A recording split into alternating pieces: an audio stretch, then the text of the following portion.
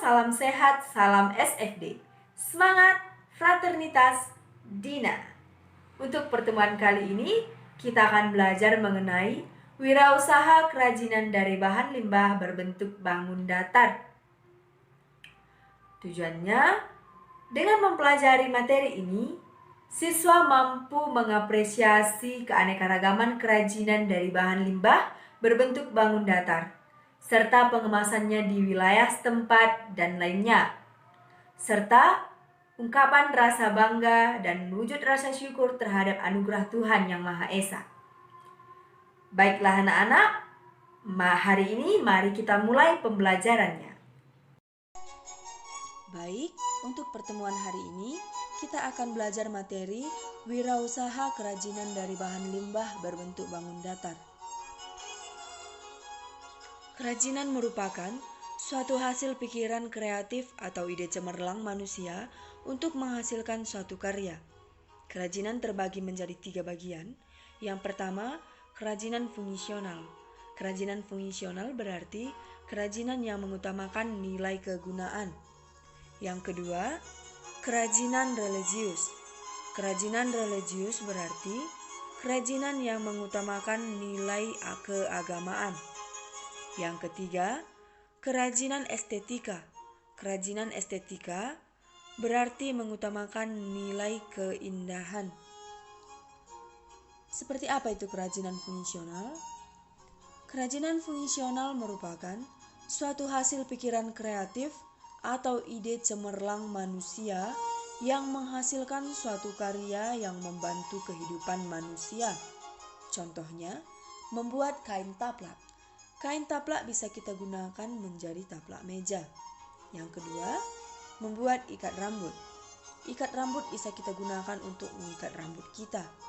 Dan masih banyak contoh kerajinan fungsional lainnya yang dapat membantu kehidupan manusia. Yang kedua, kerajinan religius. Seperti apa itu kerajinan religius? Kerajinan religius merupakan suatu hasil pikiran atau kreatif atau ide cemerlang manusia yang menghasilkan karya dalam proses keagamaan. Contohnya, rosario bagi umat Katolik, tasbih bagi umat Islam, dan patung bagi umat Buddha. Yang ketiga adalah kerajinan estetika. Seperti apa itu kerajinan estetika? Kerajinan estetika merupakan suatu hasil pikiran kreatif atau ide cemerlang manusia yang menghasilkan karya dan menambah nilai keindahan. Contohnya, membuat hiasan dinding dari benang wol. Yang kedua, membuat bunga dari plastik. Kalau untuk nilai kerajinan estetika, masih banyak bisa kita temukan di kehidupan sehari-hari kita.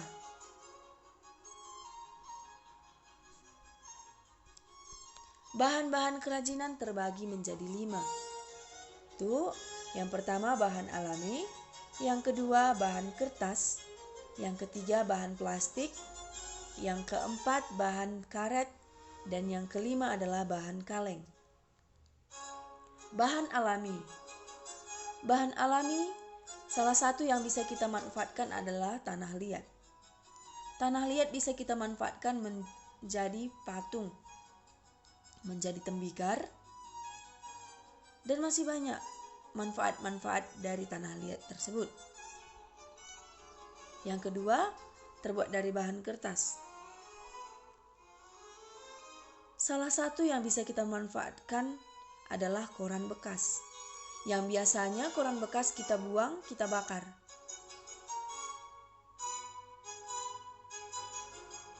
Jadi di sini kita bisa memanfaatkan koran bekas menjadi hiasan dinding.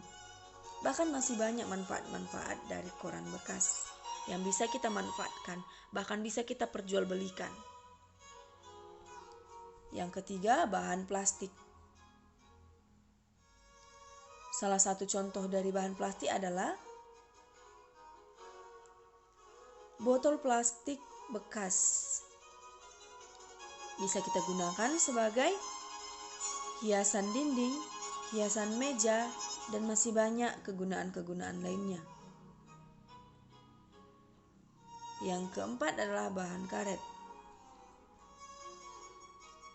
Bahan karet bisa kita manfaatkan adalah ban mobil, ban sepeda motor, dan masih banyak bahan-bahan karet ataupun limbah-limbah karet lainnya. Di sini bahan ban mobil bisa kita gunakan menjadi kursi dan meja yang sangat cantik.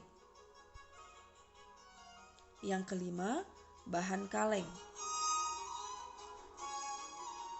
Bahan kaleng bisa kita gunakan menjadi hiasan dinding, tempat penyimpanan benang, dan masih banyak kegunaan lainnya.